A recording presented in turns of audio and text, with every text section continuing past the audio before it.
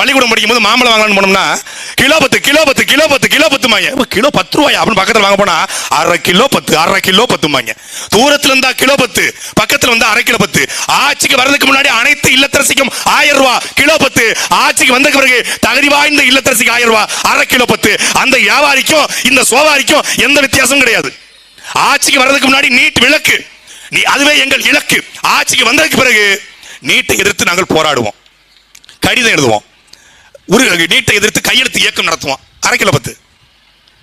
ஆட்சிக்கு வர்றதுக்கு முன்னாடி கோபேக் ஸ்டாலின் கிலோ 10. ஆட்சிக்கு வந்ததுக்கு அப்புறம் வெல்கம் ஸ்டாலின் வெள்ளக்கொடை, welcome Modi, go back Modi, welcome Modi. கேட்டாது அது வேற இது வேற. அப்ப நாங்க எதிர்க்கட்சி. இப்ப எதிர்க்கட்சி அரசியல் செஞ்சா வெளிநடப்பு செய்யுங்க, தூக்கி எறிங்க, அவர்களை வந்து சஸ்பெண்ட் செய்யுங்க. எதிர்கட்சி எங்களை வைத்து அரசியல் செய்கிறது. இதே இவர்கள் எதிர்கட்சியா இருக்கும்போது நாங்கள் எதிர்கட்சி அரசியல் செய்யாமல் அவங்களா செய்வோம். கேட்டது யார? ஸ்டாலின்.